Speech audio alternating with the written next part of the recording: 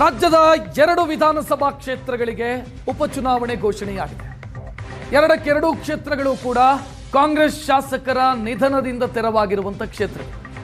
So ಈ ಕ್ಷೇತ್ರಗಳನ್ನ ಉಳಿಸಿಕೊಳ್ಳೋದಕ್ಕೆ ಕಾಂಗ್ರೆಸ್ ಇನ್ನಿಲ್ಲದ ಪ್ರಯತ್ನವನ್ನು ಮಾಡ್ತಾ ಇದೆ.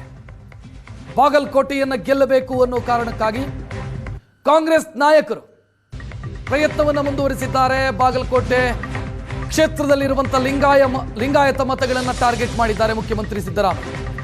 ತಮ್ಮ ಪರಮಾಪ್ತನ ಕ್ಷೇತ್ರದ ಬೈ ಎಲೆಕ್ಷನ್ ಗೆಲುವಿಗೆ ಪಣ ತೊಟ್ಟಿದ್ದಾರೆ ಮುಖ್ಯಮಂತ್ರಿ. ಬಾಗಲಕೋಟೆಯಲ್ಲಿ ಸುಮಾರು 80,000 ಲಿಂಗಾಯತ ಸಮುದಾಯದ ಓಟುಗಳಿದ್ದಾವೆ. ಲಿಂಗಾಯತ ಸಮುದಾಯದ ಓಟುಗಳನ್ನು ಪಡೆಯೋದಕ್ಕೆ ಸಮುದಾಯದ ಮುಖಂಡರ ಮನೆಗೆ ಸಿಎಂ ಭೇಟಿಯಾಗಿದ್ದಾರೆ.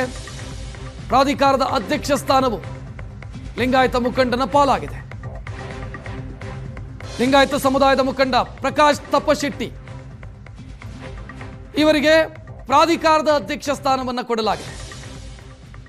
ಇನ್ನು ಮಾಜಿ ಶಾಸಕ ವೀರಣ್ಣ ಚರಂತಿಮಠ್ ಸೋದರನ ಮನೆಗೂ ಕೂಡ ಮಲ್ಲಿಕಾರ್ಜುನ್ ಚರಂತಿಮಠ್ ಕಳೆದ ಬಾರಿ ಅವರು ಸ್ಪರ್ಧೆ ಮಾಡಿ 10,000 ಓಟ್ ಪಡ್ಕೊಂಡಿದ್ರು. ಮಲ್ಲಿಕಾರ್ಜುನ್ ಚರಂತಿಮಠ್ ಅವರು ಸ್ಪರ್ಧೆ ಮಾಡಿದಂಥ ಪರಿಣಾಮನೇ ವೀರಣ್ಣ ಚರಂತಿಮಠ್ ಸೋಲುವಂಥ ಪರಿಸ್ಥಿತಿ, ಸೋಲಬೇಕಾಯಿತು. ವೀರಣ್ಣ ಚರಂತಿಮಠ್ 5,000 ಆಸುಪಾಸಲ್ಲಿ ಸೋತಿದ್ದು, 5,000 ಮತಗಳ ಆಸುಪಾಸಲ್ಲಿ ಸೋತಿದ್ದು. ಸೊ ಮಲ್ಲಿಕಾರ್ಜುನ್ ಚರಂತಿಮಠ್ ಅವರ ಮನೆಗೆ ಮುಖ್ಯಮಂತ್ರಿ ಸಿದ್ದರಾಮಯ್ಯ ಭೇಟಿ ಕೊಟ್ಟಿದ್ದಾರೆ. ಬೇರೆ ಬೇರೆ ಲಿಂಗಾಯತ ಸಮುದಾಯದ ನಾಯಕರ ಮನೆಗೂ ಕೂಡ ಭೇಟಿ ಕೊಟ್ಟಿದ್ದಾರೆ. ಲಿಂಗಾಯತ ಸಮುದಾಯದ ಮತಗಳನ್ನು ಕಾಂಗ್ರೆಸ್ನ ಕಡೆಗೆ ಪಡ್ಕೊಳ್ಳುವಂಥ ಯೋಚನೆಯಲ್ಲಿ ಕಾಂಗ್ರೆಸ್ ಇರೋದು. ಜಾತಿವಾರು ಲೆಕ್ಕಾಚಾರ, ಅಂದಾಜು ಲೆಕ್ಕಾಚಾರವನ್ನು ನೋಡ್ತಾ ಇದ್ದೀರಿ. ಬಾಗಲಕೋಟೆ ಕ್ಷೇತ್ರದ ಲಿಂಗಾಯತ ಮತಗಳ ಸಂಖ್ಯೆಯ ಮೇಜರ್ ಇದೆ 80,000. SC ST ಕುರುಬ ಮುಸ್ಲಿಂ ಈ ಮತಗಳ ಜೊತೆಗೆ ಲಿಂಗಾಯತ ಮತಗಳ ಪೈಕಿ ಒಂದಿಷ್ಟು ಪ್ರಮಾಣದ ಮತಗಳು ಬಂದರೆ ಗೆಲುವು ಸುಲಭ ಅನ್ನುವಂಥ ಲೆಕ್ಕಾಚಾರ. SC 40,000, ST 18,000, ಕುರುಬ ಮತ 40,000, ಮುಸಲ್ಮಾನರು 25,000. ಸೊ ಈ ಮತಗಳು ಒಂದಾದರೆ ಇದರ ಜೊತೆಗೆ ಲಿಂಗಾಯತ ಮತಗಳು ಒಂದು ಅರ್ಧದಷ್ಟಾದರೂ ಬಂತು ಅಂತ ಅಂದ್ಕೊಳ್ಳೋಣ.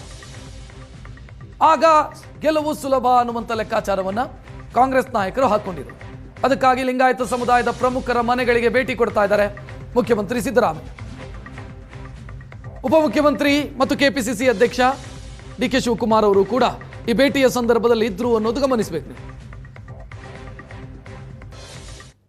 ಅದೇ ಹೇಳಿದ್ನಲ್ಲ, ಅದಕ್ಕಾಗಿ ನೀವು ಇದಕ್ಕೆ ಟ್ಯಾಗ್ ಹಾಕಬಾರ್ದು ಅನ್ನೋಂತ. ಯಾಕಂತಂದ್ರೆ ನಾನು ಯಾವಾಗಲೂ ಯಾವ ಪಕ್ಷದಲ್ಲಿ ಇದ್ದೀನಿ, ಪಕ್ಷದಲ್ಲಿ ಇದ್ದುಕೊಂಡು ಮಾಡ್ತಕ್ಕಂತ ನನ್ನ ಕೆಲಸ ಕಾರ್ಯಗಳನ್ನು ಅತ್ಯಂತ ನಿಷ್ಠೆಯಿಂದ ಪರಿಣಾಮಕಾರಿಯಾಗಿ ಕೆಲಸ ಮಾಡ್ತಾ ಇದ್ದೇನೆ. ಇದ್ರ ಕೊಟ್ಟಿದ್ದು ಮಾತ್ರ ಎಡಿಸಲೇ ಇರಬಹುದು, ಆದ್ರೆ ಈಗ ಕೊಟ್ಟರು ನಂತರ ಸಹ ಈಗಾಗಲೇ ತಮ್ಗೆ ಗುರ್ತಿದೆ. ಈಗ ನಮ್ಮ ಕ್ಯಾಲೆಂಡರ್ ಆಫ್ ಇವೆಂಟ್ಸು ಆಗಿದೆ ಮತ್ತು ಕೋಡ್ ಆಫ್ ಕಂಡಕ್ಟ್ ಬಂದಿದೆ. ಬಹುತೇಕ ನನ್ನ ಕೆಲಸ ಕಾರ್ಯಗಳು ಮಾಡ್ಲಿಕ್ಕೆ ಅದು ಅಡ್ಡಿನೂ ಆಗ್ಬೋದು ಅಂತ ನನಗೆ ಅನಿಸ್ತದೆ. ಅದಕ್ಕೋಸ್ಕರ ನಾ ಮಾಡ್ತಕ್ಕಂಥ ಕೆಲಸ ನನ್ನ ಪಕ್ಷ ಮತ್ತು ನಮ್ಮ ನಾಯಕರು ವಹಿಸಿಕೊಟ್ಟಂತ ಜವಾಬ್ದಾರಿ ಅತ್ಯಂತ ಸಮರ್ಥವಾಗಿ ನಾನು ಕೆಲಸ ಮಾಡ್ತೇನೆ ಅಂತ ಹೇಳ್ತಾ ಇದ್ದೀನಿ.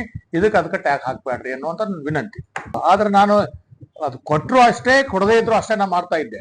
ಆದ್ರೆ ಕೊಟ್ಟಿದ್ದು ಒಂದು ಜವಾಬ್ದಾರಿ ಹೆಚ್ಚಿಗೆ ಕೊಟ್ಟಿದ್ದಾರೆ, ಅದನ್ನು ಸಮರ್ಥವಾಗಿ ಕೆಲಸ ಮಾಡ್ತೇನೆ.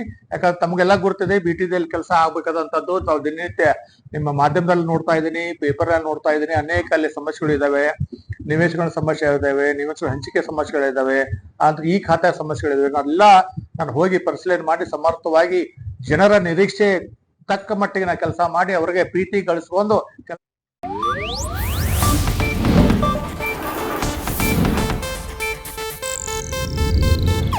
ಇದು ಏಷ್ಯಾನೆಟ್ ನ್ಯೂಸ್ ನೆಟ್ವರ್ಕ್ ಪ್ರಸ್ತುತಿ.